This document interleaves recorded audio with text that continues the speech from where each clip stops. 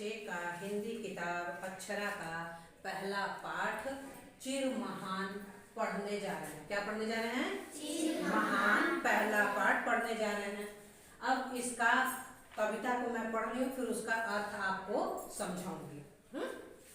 जग जीवन में जो चिर महान सौंदर्यपूर्ण और सत्य प्राण, मैं उसका प्रेमी बनूं ना जो हो मानव के हित समान।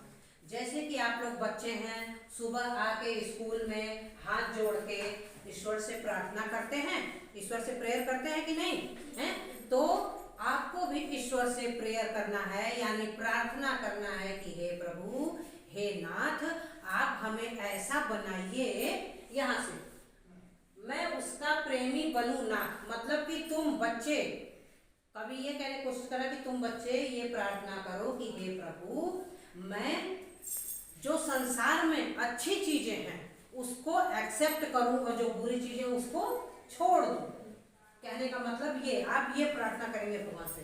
अब आइए पहली लाइन पे, जग जीवन में जो चिर महान, जग माने संसार, जग माने संसार, ये कठिन वर्ड है, इसको आप साथ में अंडरलाइन भी करते चलिए। जग माने जगत, दुनिया, संसार। तो बच्चा कह रहा है कि हे प्रभु, इस संसार में चिर महान मतलब जो हमेशा से रहने वाली अच्छी चीजें हैं उसको मैं स्वीकार करूं।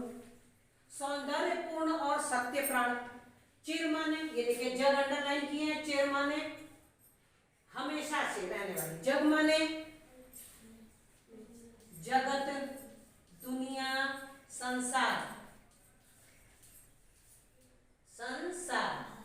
है सौंदर्यपूर्ण, सौंदर्यपूर्ण को अंडरलाइन करिए, कठिन शब्द है ये। सौंदर्यपूर्ण मतलब सुंदरता से भरा हुआ, सुंदरता से भरा हुआ मतलब हम ऐसी चीजों को एक्सेप्ट करें, ग्रहण करें जो कि अच्छी हो, जो कि सच्ची हो, मतलब ईमानदारी, सच्चाई, धर्म को हम ग्रहण करें। यही चीजें सुंदरता से पूर्ण यानी भरी हुई होती हैं। और सत्य प्राण, सत्य प्राण मतलब कि जो व्यक्ति, ऐसे व्यक्ति जो ईमानदार हैं, धर्मी हैं, उन्हीं का अनुसरण करूं, है उन्हीं को मैं इज्जत दूं, ऐसे लोगों को मैं इज्जत दूं, अनुसरण करूं, उनसे मैं अच्छी चीजें सीखूं और बुरी चीजें छोड़ दूं। समझ गए? सत्य प्राण यहाँ लिखा हुआ है, सत्य प्राण यानी ईमानदार या सच्चा व्यक्ति, ईमानदार या सच्चा व्यक्ति। आप भी सत्य प्राण को अंडरलाइन करेंगे और सौंदर्यपूर्ण को। अब देखिए, मैं उसका प्रेमी बनूं ना, यहाँ से हमने शुरुआत की थी कि हे प्रभु, एक बार फिर से सुन लीजिए, हे प्रभु, इस दुनिया में, संसार में जो भी बहुत पहले से चली आ रही, हमेशा से रहने वाली जो अच्छी चीजें हैं उसको मैं स्वीकार करूं।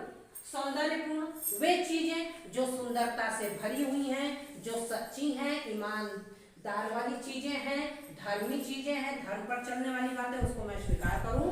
और ऐसे जो लोग हैं मैं उनका अनुसरण करूं और उनसे मैं अच्छी चीजें सीखूं। हे, मैं उसका, ऐसी चीजों का मैं प्रेमी बनूं, इनका मैं अनुसरण करूं जो हो मानव के हित समान। हे प्रभु, आप हमें ऐसी बुद्धि दीजिए, ऐसी शक्ति दीजिए कि ये सारी चीजें, ईमानदारी, सच्चाई, सत्य के रास्ते पर चलने वाला व्यक्ति मैं बनूं और ऐसा काम करूं जो सभी मानव जाति की भलाई के लिए हो। समझ में आ रहा है? जिससे जीवन में मिले शक्ति, और जो लोग सच्चे होते हैं, ईमानदार होते हैं, धर्म के रास्ते पर चलते हैं, उनके में अपने आप एक शक्ति आ जाती है।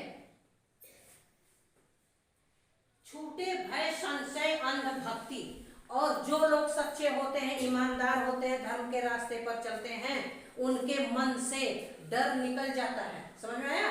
उनके अंदर किसी भी चीज का डर नहीं रहता। संशय यानी संदेह, संशय यानी संदेह, संशय को भी आप अंडरलाइन करेंगे। संशय यानी संदेह। सौंदर्यपूर्ण यानी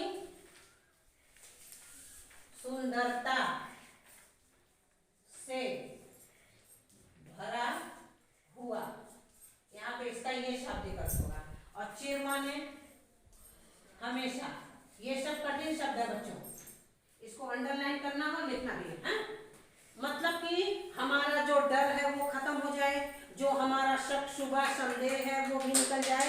अंधभक्ति, अंधभक्ति मतलब कि हे प्रभु आप हमें ऐसी शक्ति दीजिए, बुद्धि दीजिए, ज्ञान दीजिए कि मैं बिना सोचे समझे किसी भी गलत व्यक्ति का अनुसरण न करूं। मतलब आंख बंद करके बिना सोचे समझे मैं किसी भी गलत व्यक्ति के पीछे न चलूं। हमेशा हमको सोच समझ के आंख खोल के काम करना है। अंधभक्ति यानी बिना सोचे समझे, बिना सोचे समझे भक्ति करना, यानी कि किसी के पीछे भी चल पड़ना, यानी अनुसरण करना, किसी का भी बिना सोचे समझे अनुसरण करना। समझ में आ रहा है? फिर मैं वह प्रकाश बन सकूं ना, हे प्रभु आप मुझे ऐसी शक्ति दीजिए, ऐसी विद्या दीजिए, ऐसा ज्ञान दीजिए कि मैं एक प्रकाश बनूं और उस प्रकाश से मैं वह प्रकाश बन सकूं, मैं वो प्रकाश बनूं मिल जाए जिसमें अखिल व्यक्ति, जिससे कि मैं हर एक व्यक्ति के जीवन में उजाला बना सकूं, उजाला बन सकूं, उसका कुछ अच्छा हित कर सकूं। पाकर प्रभु तुमसे अमर दान करने मानव का परित्राण, परित्राण को अंडरलाइन करेंगे कि बच्चा कह रहा है कि हे प्रभु तुमसे शक्ति पाकर मैं अमर दान मतलब कभी न खत्म होने वाला जो वरदान आप मुझे दे रहे हैं, मुझे प्राप्त हो रहा है, उससे मैं मानव के कष्टों का हरण करूंगा। परित्राण यानी कष्टों का हरण करना या कष्टों का निवारण करना। परित्राण मतलब क्या होगा बच्चों? बोलो। परित्राण मतलब कष्टों का निवारण करना। परित्राण मतलब कष्टों का निवारण करना। बोलो। ला सकूं विश्व में एक बार फिर से नवजीवन का विहान। आगे कवि यह कह रहा है कि हे बच्चों आप प्रेयर करिए कि मैं इस विश्व में जो लोग कष्ट से हैं भरे हुए हैं, जिनको कोई दिक्कत है, परेशानी है, मैं उनके जीवन में ऐसा प्रकाश बनूं कि मैं उनकी जिंदगी में, जिंदगी का एक नए भोर, जैसे भोर से दिन की शुरुआत होती है उसी तरह से मैं उनकी जिंदगी में एक नया भोर ला सकूं, जीवन की एक नई शुरुआत कर सकूं। अब बिहान को अंडरलाइन करिए। बिहान मतलब भोर,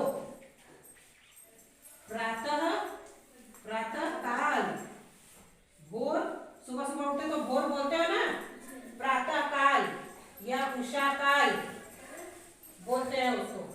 समझ गए? तो बच्चों ये कविता है, ये कविता का अर्थ है और ये सभी कठिन शब्द हैं।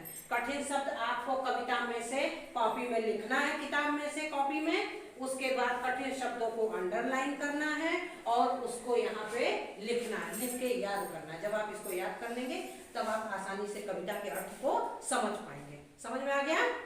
चलिए अब लिखिए सब कोई आप लोग।